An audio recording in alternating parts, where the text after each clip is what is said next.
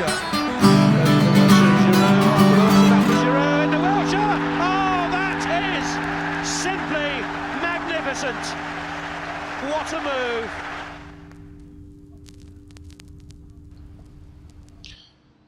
Fala pessoal, sejam muito bem-vindos ao Not Soccer. Eu sou o Pente e eu tô aqui para falar com vocês sobre o Tottenham Hotspur. Esse vídeo provavelmente vai ter um título na linha de Europa League ou nada, Spurs.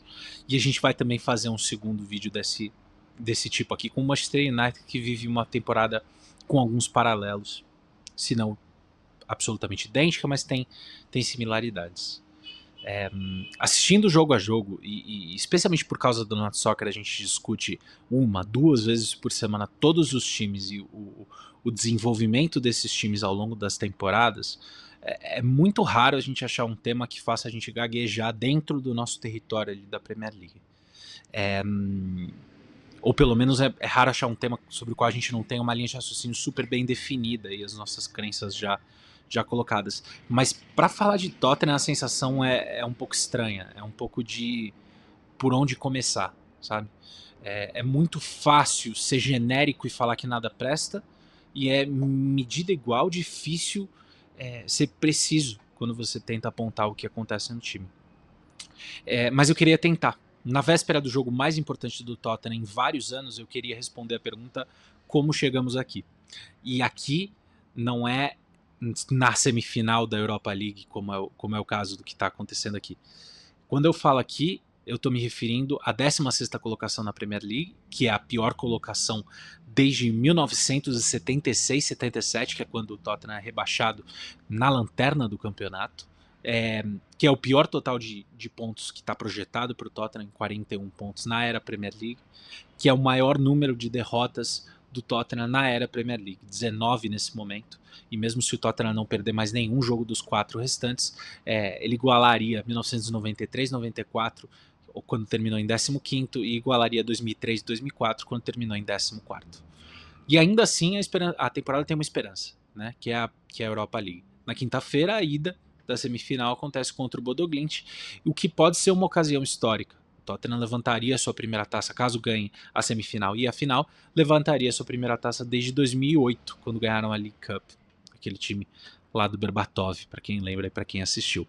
Mas antes de me aprofundar, eu queria pedir o seu like, a sua inscrição, compartilhe esse vídeo com alguém que você acha que pode gostar desse conteúdo e vire membro, principalmente do nosso canal. Os membros têm acesso antecipado a conteúdo, têm acesso a conteúdos complementares a tudo que a gente lança aqui para vocês. É uma forma de estar mais próximo da gente, tem badges, emojis e etc. E é uma forma de prestigiar a nossa comunidade. Então vamos lá.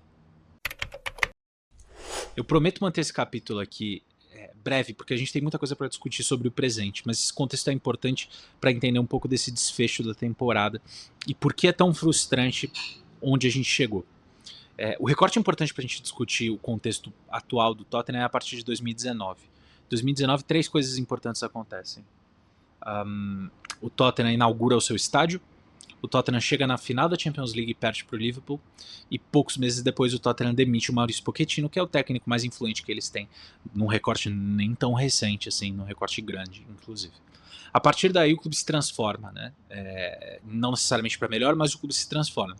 De uma construção paciente, orgânica e gradual de 5 anos com o Pochettino, o clube passaria a agir diferente. Eles tinham acabado de inaugurar o estádio, chegaram no maior palco, tinham se autonomeado um dos superclubes no episódio da Superliga, o que pode ser então melhor do que apontar José Mourinho ou Antônio Conte. E eu estou desconsiderando aqui a breve passagem do Nuno Espírito Santo, porque muito do que aconteceu com o clube pode ser visto por esse prisma em termos das decisões da diretoria pós-Pochettino. Documentário da Amazon, a Superliga, o apontamento do Fábio Paratici junto com o Antônio Conte.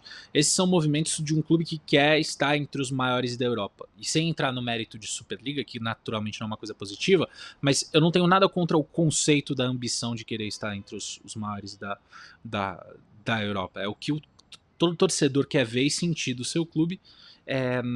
E não tem por que o Tottenham ser diferente disso. Naturalmente a gente vive aqui uma dualidade estranha no caso do Tottenham, porque o Daniel Levy deixa a desejar em vários aspectos quando se trata de ambição, mas aqui, nesse espaço especificamente, era uma tentativa de mudar o Tottenham de patamar, Mas aqui eu me beneficio de ser engenheiro de obra pronta e eu venho do futuro para te falar que essas tentativas prejudicaram o time.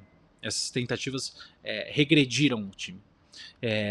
Além da óbvia crítica de mudança de estilo, né, de sair de um Pochettino para chegar em um Mourinho, Nuno Espírito Santo e Antônio Conte, então você está repensando o seu elenco de forma bastante drástica, o que nunca ajuda o projeto esportivo, e para essa crítica aqui eu não precisaria de retrospectiva, o recorte fica evidente de que o time regride, né?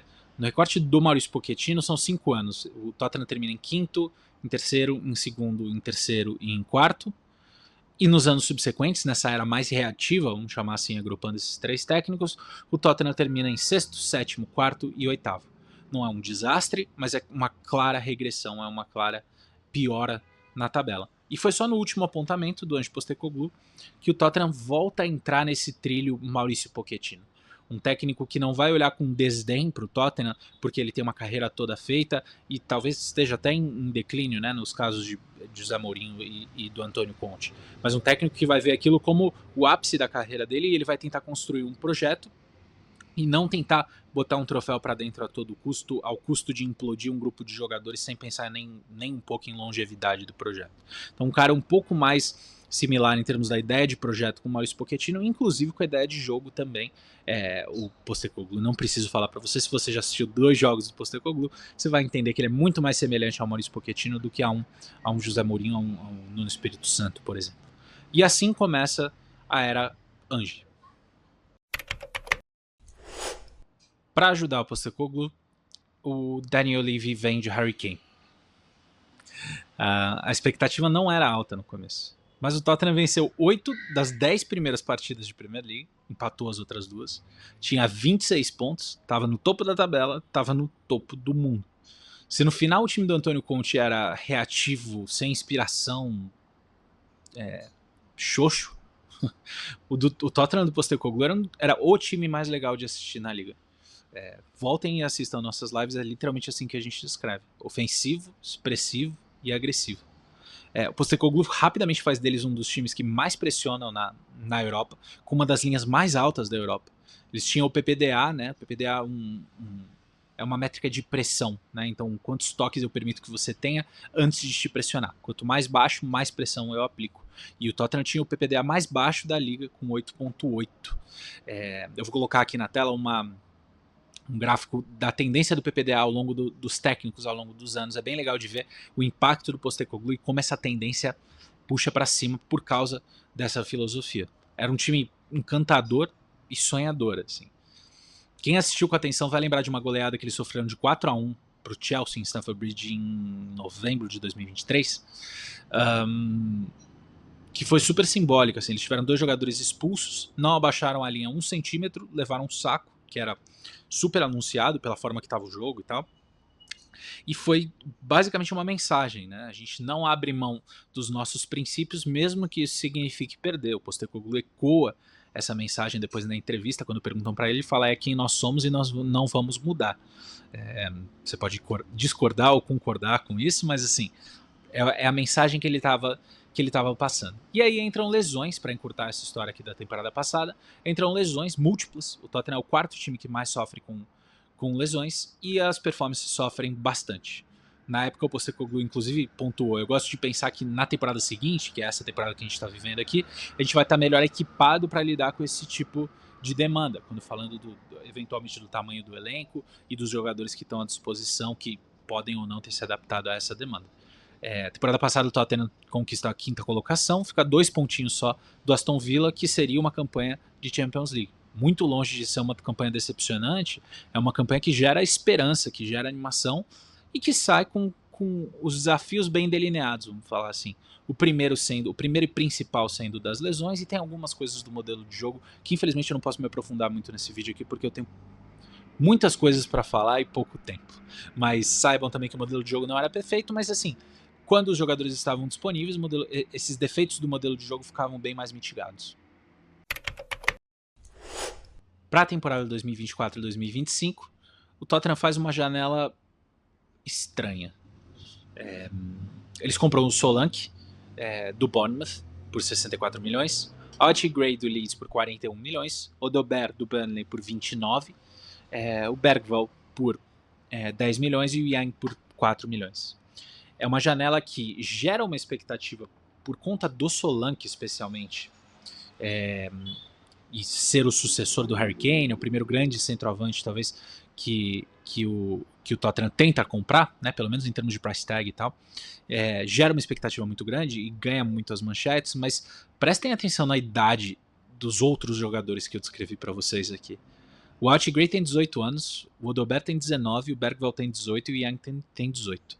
Todos são adolescentes, todos que não são o Solanke. E aí, vendo do futuro, eu te falo, essa temporada aqui foi repleta de lesões de novo. O resultado dessa janela aqui foi que a gente viu várias crianças sendo improvisadas em posição ao longo da temporada. Especialmente o Archie Gray, coitado, esse moleque jogou de tudo que é possível e impossível. E de novo, né, com o benefício de retrospectiva, aqui é claro que os custos e benefícios não pareciam ter sido bem avaliados. Assim. Desde o fato de não identificar falhas claras no elenco, por exemplo, um goleiro reserva que só é comprado em janeiro, apesar da presença do Forster, mas não tão ajustado com o modelo de jogo do Postecoglou. Só tem um zagueiro de velocidade e esse zagueiro, o Van de Ven, se lesiona recorrentemente e ele é fundamental, ele é um pilar para a forma que você joga. Não tem nenhum 6 consistente, tendo se livrado do Højbjerg no começo desse projeto aqui do Postecoglou, que goste ou não goste, era um personagem muito importante para o time anterior, e você não repõe essa consistência, você não repõe essa liderança, você repõe com camisas 8, vários 8, que não são consistentes, não são estabelecidos ainda nesse modelo de jogo. Enfim, são poucas as carências que foram endereçadas com essa janela que eu descrevi para vocês. E aí aqui eu posso citar o Pep Guardiola, quando eu falo que o departamento de recrutamento é o mais importante do clube. Quando você acerta, 80% do trabalho está feito. E quando você erra, a história é outra. Dito isso, inspirado em um comentário que o próprio Postecoglou fez, falando que o maior inimigo do técnico é o senhor retrospectiva, e desafiando você, os críticos, a antecipar os problemas ao invés de simplesmente constatar, eu decidi contrastar todas essas críticas que eu fiz aqui, sabendo o que ia acontecer, com o que era a expectativa antes do começo da temporada, e foi um exercício legal. Para quem ainda não acompanhou uma virada de temporada com a gente sempre faz uma live antes do começo das temporadas, fazendo as nossas prévias, as nossas previsões de tabela, previsões individuais e tal. É uma tradição que a gente tem aqui. Isso que eu estou colocando na tela para vocês aqui é a nossa previsão da tabela. Eu tinha colocado o Tottenham em quarto e o Estevão tinha colocado o Tottenham em quinto. A nossa percepção para essa temporada aqui era embalada por aquele time tão para cima. Para aliviar nossa barra um pouquinho, essa nossa previsão foi feita antes da conclusão da janela de transferência, então a gente não tinha um quadro total aqui. Mas o que passava pela nossa cabeça? Historicamente, a segunda temporada do Postecoglou era sempre melhor no desempenho e também melhor nas lesões, porque os times assimilavam a carga física. O nosso medo era só a exposição defensiva, que é uma tônica desse time na primeira ou na segunda temporada, e eu particularmente achava que o modelo de jogo ia amadurecer um pouco para ter um pouco mais de controle e não ficar naquela correria maluca. Eu também me dei o trabalho de consultar os jornalistas setoristas do Tottenham, do Athletic. O Athletic é talvez o melhor jornal esportivo, especialmente que cobre futebol inglês. Sempre vale a gente dar uma olhada. E o Tottenham figurava em 4 das 5 previsões, o Tottenham figurava em quarto nos palpites da temporada dos jornalistas do Tottenham. Aquele algoritmo de distribuição que vocês já devem ter visto pelo Twitter, ou qualquer que seja a coisa, que ele aloca a probabilidade de um time terminar em uma determinada posição, ele alocava 48% de probabilidade para o Tottenham terminar em quarto. É uma probabilidade super alta. Ele está falando que, assim, dentre todas as outras posições da tabela, a mais alta é o Tottenham terminar ali em quarto. Então, fica uma menção aqui para a crítica do senhor retrospectiva do Postecoglou, porque realmente a expectativa era outra, olhando de trás para frente e não de frente para trás. E segundo o próprio The Athletic, 78% dos torcedores do Tottenham estavam otimistas com a temporada. Enfim, para quem quiser pegar mais esse feeling, eu vou linkar aqui nesse momento em algum lugar na tela o nosso guia da PL 24-25 para vocês também. A gente faz uma série de vídeos curtinhos que sintetizam o que é a expectativa daquele time para a temporada. Sempre legal a gente ver o que a gente achou que passaria nessa temporada que acabou de passar. temporada começa e o Tottenham começa mais agressivo, pelo menos em termos de proposta, e não nos resultados, né? Mas no primeiro recorte, a linha defensiva do Tottenham, esse primeiro recorte vai até outubro, a linha defensiva do Tottenham sobe 20%. Era de 30 metros de altura e ela vai para 36 metros de altura. E logo depois dessa estatística aparecer, ela, falei, né, vem em outubro, eles tomam uma virada. Eles estavam ganhando de 2-0 do Brighton e tomam 3-2 do Brighton. Eu não vou falar de jogos específicos aqui nesse vídeo porque não dá tempo de ter esse tipo de abordagem, mas eu falo especificamente desse jogo porque foi aqui que apareceram os primeiros sinais do modelo de jogo sendo minado pela mídia e eventualmente pelo próprio grupo, né? A gente viu algumas sugestões da mídia de plano B, ganhar feio, o modelo é frágil, e a própria confiança do técnico parece ter diminuído um pouco no grupo de jogadores depois desse jogo, né? O Postecoglou falou depois desse jogo que foi a derrota mais decepcionante desde que ele chegou. Falou de falta de competitividade e tal. Agora, aqui vale fazer uma observação. O Tottenham começou ainda jogando bem a temporada. Eles jogavam bola. Em novembro, o Atlético comparou a primeira e a segunda temporada do Postecoglou e, pasme, o Tottenham de 24-25 tinha mais chutes por jogo, mais XG por jogo, mais gols por jogo.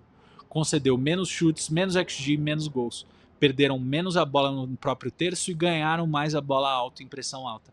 Por qualquer métrica, não qualquer, mas por várias métricas, eles melhoraram com relação àquele começo mágico que eles tiveram no ano passado.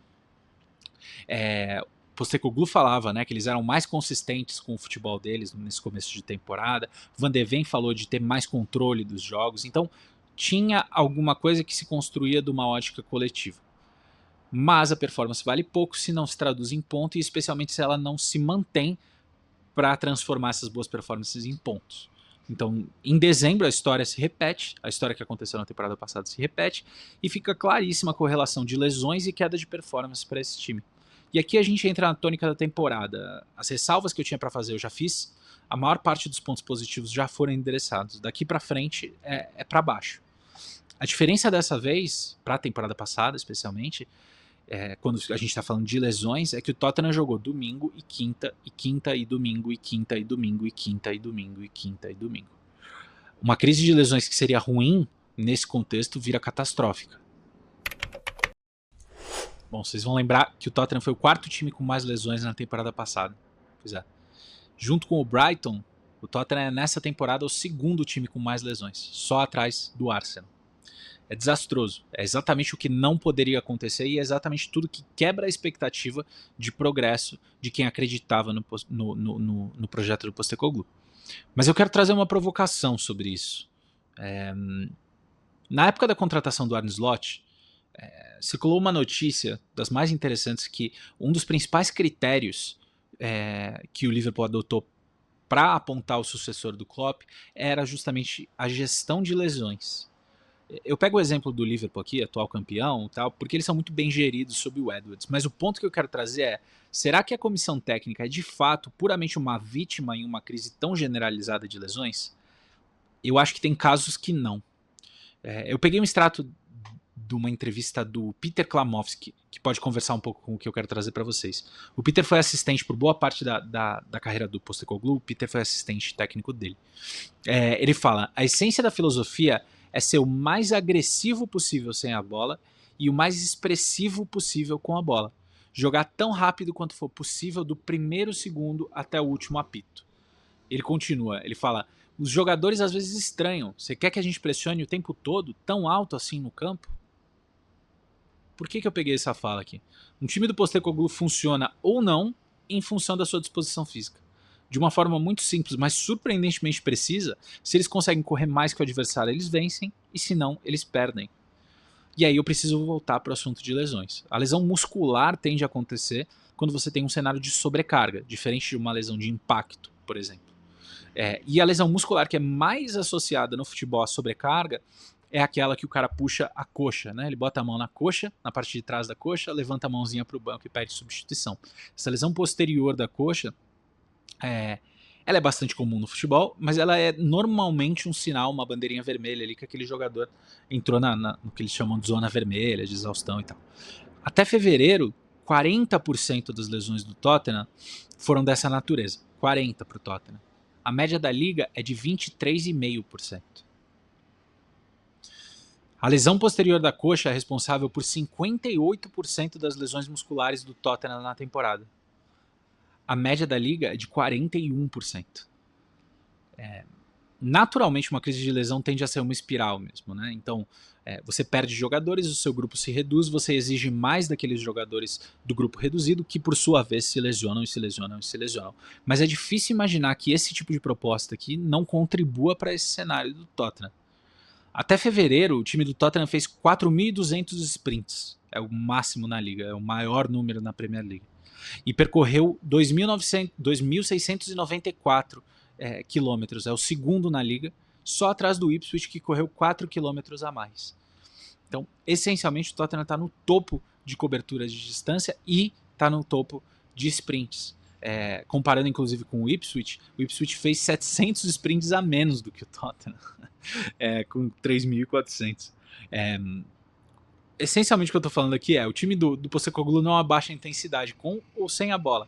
Até fevereiro eles fizeram mais pressões altas, 1.505, do que qualquer outro time na Premier League, com o menor PPDA, com 9.4. Lembrando que PPDA é aquela métrica de pressão. Certo? Portanto, o Tottenham tem a pressão mais intensa até fevereiro do campeonato.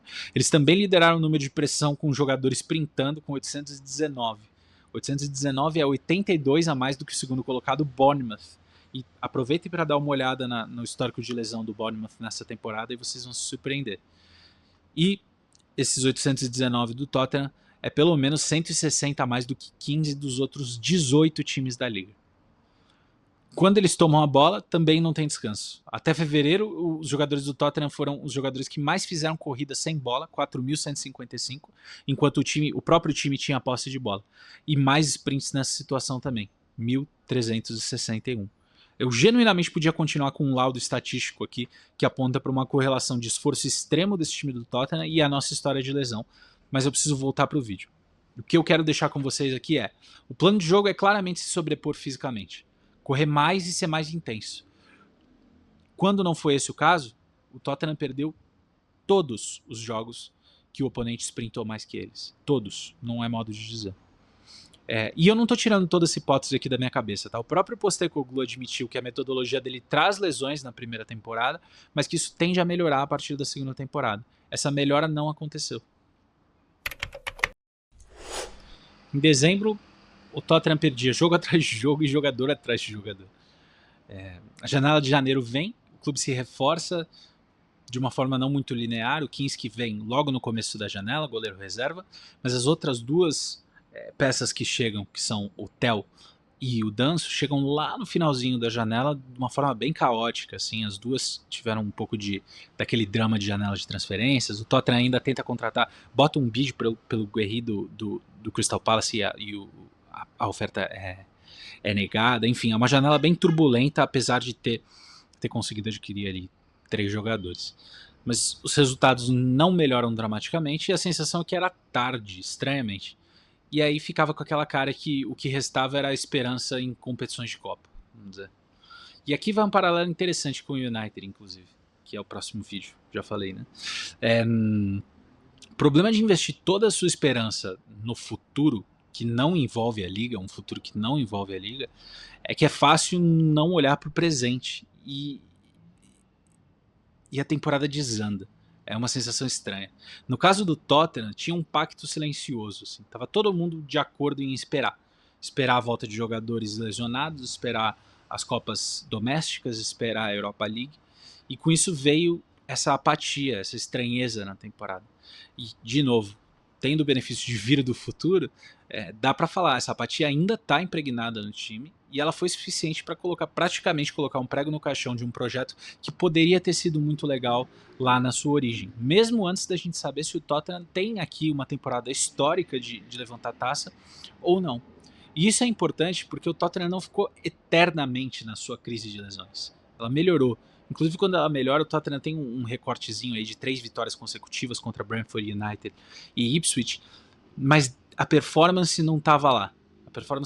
E desde então o Tottenham jogou 8 jogos de Premier League e só ganhou 1, e esse 1 foi contra o Southampton. E ao final dessa espera, né, a espera dos jogos, a espera das lesões, o final disso é agora, né? Você não reconhece mais esse time. Você não reconhece mais a identidade do time que uma vez foi tão marcante, né? Para todo aquele esforço físico que eu trouxe para vocês, o Tottenham não é uma potência ofensiva e não é uma potência física há tempos. O Tottenham está fora da Carabao, o Tottenham está fora da FA Cup, o Tottenham está em 16º na liga.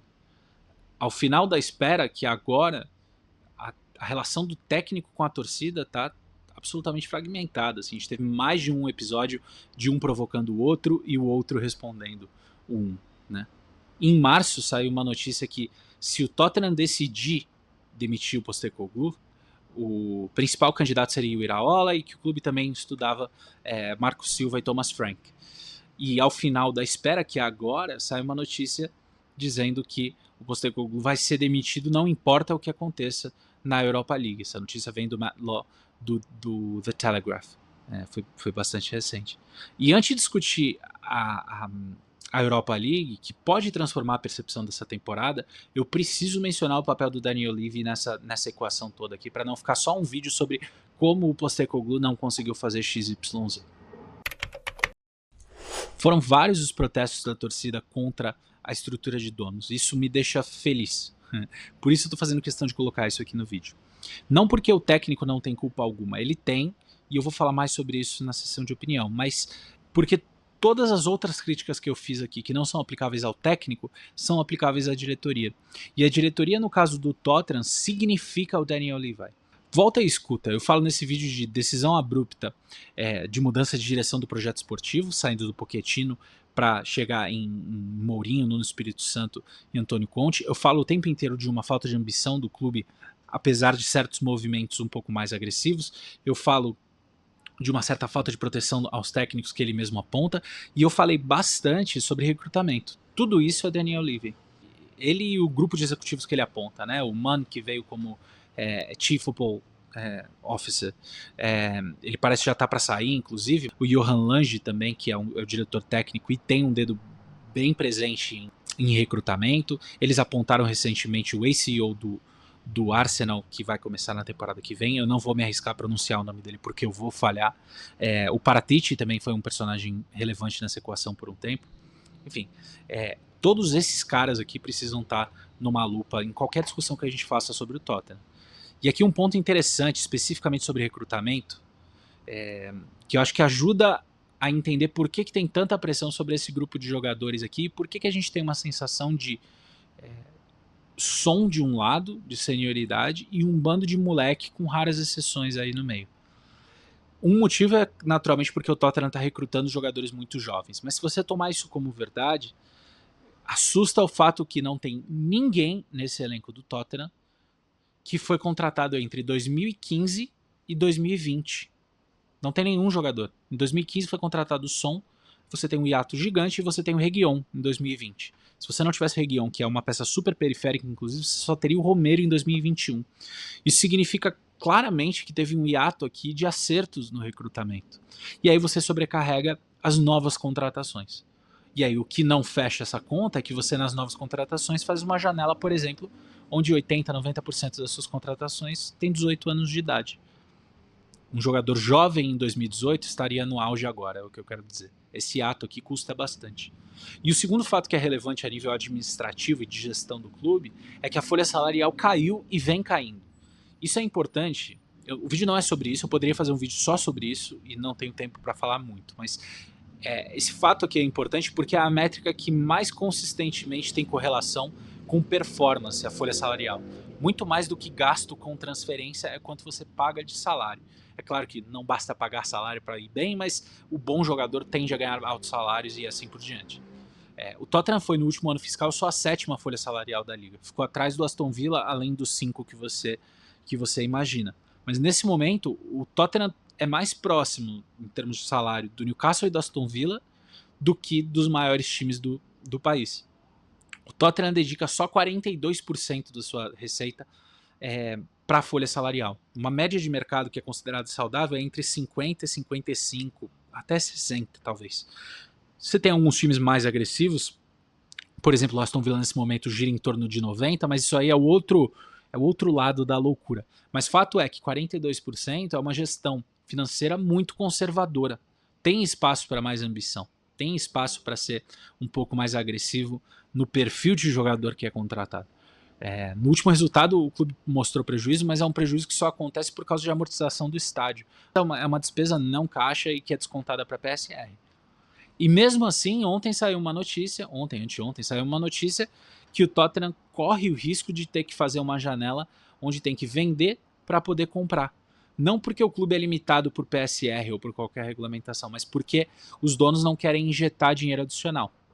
E aí, de novo, é uma discussão filosófica, mas eu deixo o meu registro aqui que futebol não é negócio puramente. Quando a oportunidade de ser ambicioso está ali, eu acho que é razoável que o torcedor cobre do dono um pouco mais de participação, um pouco mais de skin in the game. Assim. Eu acho que as críticas são razoáveis e merecidas. Então chegamos na Europa League.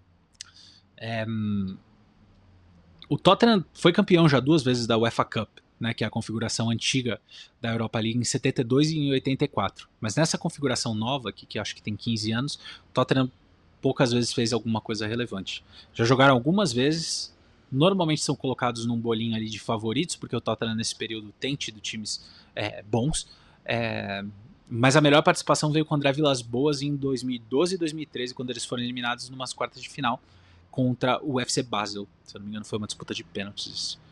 Em épocas anteriores, inclusive, a gente se acostumou a ver o Tottenham olhar com um pouco de desdém para essa competição.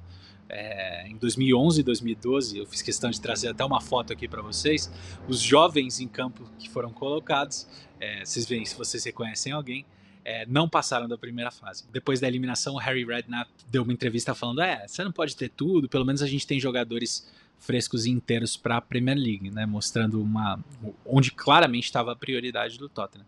A ironia disso não é sutil, né? É essa mesma competição agora que pode salvar a temporada do Tottenham. No que já é a melhor participação do Tottenham, portanto, né, estando na semifinal, na competição nesse novo formato, o Tottenham abandonou vários desses princípios do Postecoglou para eliminar o Eintracht Frankfurt. Foi uma atuação pragmática, foi uma atuação de vamos ganhar do jeito que for. O que eu particularmente acho impressionante e um bom sinal para as chances deles, especialmente porque a semifinal é contra o Bodo Glimt. Então eles têm, teoricamente, uma boa chance de chegar na final. Os noruegueses fazem uma boa campanha, né, uma campanha mágica, mais do que boa. Em 2017 eles eram um time de segunda divisão, mas já desde 2019 eles estão firmados na primeira divisão. Em 2019 eles foram segundo colocado, e desde então, de 2020 a 2024, eles foram campeões em 4 das 5 oportunidades. Meteram 6-1 na Roma do Mourinho, na Europa League. Acho que na mesma edição meteram 5-1 no Celtic do Postecoglou. Então assim, não é um time bobo. São o primeiro time norueguês a chegar numa semifinal de competição europeia, o que é obviamente um feito histórico. E quem assiste, ou assistiu mais do que eu, lembrando que a gente é bastante especializado em Premier League, fica afirmando que o jogo não vai ser fácil. E eu acredito nisso. O United, inclusive, pegou o Bodo Glimt nessa temporada que a gente venceu. Mas o jogo não foi particularmente fácil e deu para ver um pouco do viés ofensivo dos caras. Quem conhece rasga elogios ao técnico, que se chama Kjetil Knutsen. Ele se diz inspirado pelo futebol do Bielsa, então dá para ter um pouco de ideia do tipo de jogo que ele propõe, mas obviamente a responsabilidade fica com o Tottenham. A possibilidade de progresso está ali, está posta, dada a diferença de recurso dos times. Né? A temporada é um desastre, e você provavelmente não precisa de mim para chegar nessa conclusão. Eu falo isso inclusive com propriedade pelas várias e várias similaridades da jornada que o United está tendo, inclusive. Em termos do Postecoglou enquanto técnico, eu acho que a discussão tem as suas dimensões. O bom futebol do Postecoglou não era bom, era excelente, era espetacular. E até um certo ponto eu consegui defender, porque sim, eu tentei bastante defender, porque eu gosto, eu tenho uma predisposição de defender esse tipo de técnico. Eu tentei justificar várias das quedas com o rendimento físico. Mas eu estaria errado se eu parasse por aí e falasse que nenhuma culpa é do técnico e são só lesões. Eu trouxe aqui um pouco dessa discussão da causalidade dessas lesões e uma eventual correlação com a forma que o Tottenham treina, a forma que o Tottenham joga, e obviamente ele carrega uma parcela grande da razão pela qual a temporada se desdobrou da forma que foi. Se você retomar o que a gente apontou aqui no vídeo como problema na primeira temporada, você vai ver que nada mudou. Essa é a definição de não progresso. Então eu acho que a culpa está posta aí. Mas, como eu também falei, é absolutamente míope a gente colocar toda a culpa no técnico. A diretoria tem, obviamente, uma parcela de culpa nisso aqui, especialmente no que tange ao recrutamento, que é uma influência direta no que a gente vê em campo. E para coroar a decisão ali de liberar a notícia de uma provável demissão do seu técnico depois da temporada, enquanto esse técnico ainda disputa o título, é uma que eu sinceramente não consigo entender. Quem tem aliado assim não precisa de inimigo. As reposições que são especuladas, né, o Iraola, o Thomas Frank, o Marco Silva, são todos ótimos nomes. Claro, todo mundo tem risco, mas tem também os seus lados bons. Eu não tenho nada contra os nomes que estão sendo apontados. Inclusive, eu acho que, especialmente o Iraola, faz bastante sentido. Se eu olhar um trilho ali de Pochettino. O meu problema é o timing que foi escolhido liberar essa informação. Não beneficia rigorosamente ninguém, assim. Acho que atrapalha ativamente, inclusive. Eu abri o vídeo falando que eu queria responder a pergunta como chegamos aqui. Como que a gente saiu daquele projeto que parecia tão animador no começo pra cá. E eu tava falando com um amigo aqui do canal que torce pro Tottenham, porque assim, a gente prepara pra caramba esses vídeos pra poder falar meio que em nome do torcedor, ou pelo menos falar do seu time aqui que tá me assistindo, quando eu não torço pro seu time. E a resposta tá na própria pergunta, né? Tinha mesmo um projeto ou foi fruto de uma iniciativa que foi pontual ali com o Postecoglou? Toda a tese precisa ser colocada à prova, e quando esse elenco, o clube e o técnico foram colocados em uma situação adversa, todas as boas ideias e intenções sucumbiram. Parece que faltou fundação e uma convicção da diretoria para embasar o que poderia ter virado um projeto promissor de fato, né, de forma mais sólida. E aí aqui estamos. O técnico está praticamente demitido, antes do desfecho da temporada, se a gente acreditar na notícia do Matt Law.